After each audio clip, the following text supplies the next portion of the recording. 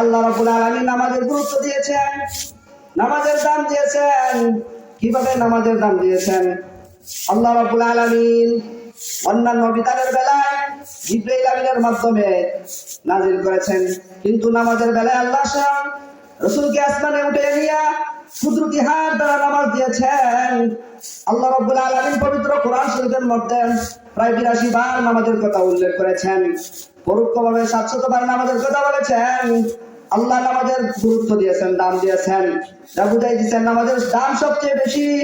আমরা যদি আল্লাহকে প্রভু হিসাবে মানি তাহলে অবশ্যই নামাজের গুরুত্ব দিতে হবে, দাম দিতে হবে। রাসূল আমাদের নবী, রাসূল আশিকে রাসূল দাবি করি, কিন্তু রাসূল যে জিনিসের দাম দিয়েছেন ওই জিনিসের দাম যদি আমরা দিই না তাহলে আমি তো প্রকৃত আশিকে রাসূল হতে পারলাম না। তাহলে আমাদের নবী, আমরা যদি নবী মানি, রাসূলকে নবী হিসাবে মানি, রাসূল আমাদের দাম দিয়েছেন। কিভাবে দিয়েছেন?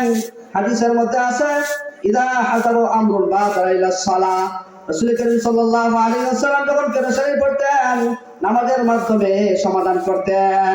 রাসূল করিম সাল্লাল্লাহু আলাইহি ওয়াসাল্লাম নামাজের দামে এত গুরুত্ব বেশি দিয়েছেন। একবার নয়, দুইবার নয়, তিনবার তিনি দাঁড়িয়েছেন, আবার পেরেশান হয়ে পড়ে গেছেন, বেহুশ হয়ে পড়ে গেছেন। যখন তিনি দাঁড়াতে পারেন নাই, পরবর্তীতে বললেন মুরু আবা বকরিন, আবু বকরকে আদেশ করলেন যে দাও নামাজ পড়াও। তখন রাসূল নিজে স্বয়ং দুজনের কাঁধে ভর করে নামাজে শরীক হলেন। একদিনের ঘটনা, রাসূল করিম সাল্লাল্লাহু আলাইহি ওয়াসাল্লাম আযান হয়ে গেছে, নামাজের সময় হয়ে গেছে, রাসূল নামাজের দিকে রওনা হবেন। ফতিমতে আয়েশা রাদিয়াল্লাহু আনহার সঙ্গে দেখা। রাসূল করিম সাল্লাল্লাহু আলাইহি ওয়াসাল্লাম আয়েশা রাদিয়াল্লাহু তাআলা আনহাকে বললেন যে আপনি কে মানাঙ্কি, আপনি কে? আয়েশা রাদিয়াল্লাহু তাআলা আনহা উনি বলতেছেন আমি আবু বকরের মেয়ে। তখন রাসূল বলেন আবু বকরকে। আয়েশা রাদিয়াল্লাহু তাআলা আনহা এই রাসূলের উত্তর শুনে তিনি পেরেশান হয়ে গেলেন, উনার কামরায় চলে গেলেন। রাসূল যখন নামাজ আদায় করার পরে কামরায় গেলেন, কামরায় গিয়ে দেখলেন আয়েশা রাদিয়াল্লাহু তাআলা আনহা কাঁদতেছেন। আয়েশা রাদিয়াল্লাহু তাআলা আনহার কান্নার কারণ জিজ্ঞাসা করলে আয়েশা রাদিয়াল্লাহু তাআলা উত্তর দিলেন, ইয়া রাসূলুল্লাহ, ইয়া হাবিবাল্লাহ, আপনি আমাকেও ছিলেন না, এমনকি আবু বকরকেও ছিলেন না। আপনি যদি আমাকেও ছিলেন না তাহলে আমার কপালে তো কান্দায় আছে, আমার ভাগ্য তো খাতায় আছে, খাতা ছাড়া তো কোনো উপায় নাই। তখন রাসূল বুঝতে পারলেন, আয়েশাকে বললেন, ও আয়েশা, নামাজের সময় হয়ে গেলে আমি আল্লাহর প্রেমে পাগল হয়ে যাই, নামাজের সময় হয়ে গেলে আমি কাউকে চিনতে পারি না। রাসূল এত ভাবে নামাজের গুরুত্ব দিয়েছেন, এত প্রচুর, এত বিশাল, রাসূল এত ভাবে গুরুত্ব দিয়েছেন, কিন্তু আমরা তো রাসূল আশিকে রাসূলের উম্মত দাবি করি, কিন্তু নামাজের গুরুত্ব দেই না। তাহলে শেষ কথা বলে আমি শেষ করে নিচ্ছি, আমরা ধর্ম হিসাবে ইসলামকে মানি, ইসলাম নামাজের গুরুত্ব দিয়েছে। আমরা যদি ইসলামকে ধর্ম হিসাবে মানি তাহলে অবশ্যই আমাদেরকেও নামাজের গুরুত্ব দিতে হবে। ইসলাম ধর্ম কিভাবে নামাজের গুরুত্ব দিয়েছে লক্ষ্য করেন। অন্যান্য বিধানের বেলায় হজ যাকাত যদি সামর্থ্য থাকে তাহলে ফরজ হয়, কিন্তু নামাজের বেলায় ইসলামের বিধান কি?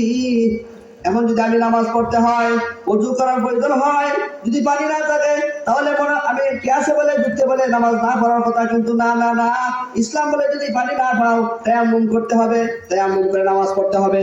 দাঁড়িয়ে যদি তুমি নামাজ আদায় করতে না পারো তাহলে বসে বসে নামাজ আদায় করতে হবে, বসে বসে যদি না পারো তাহলে শুয়ে শুয়ে নামাজ আদায় করতে হবে, শুয়ে শুয়ে যদি না পারো ইশারার মাধ্যমে হইলেও নামাজ পড়তে হবে, নামাজ মাফ নাই।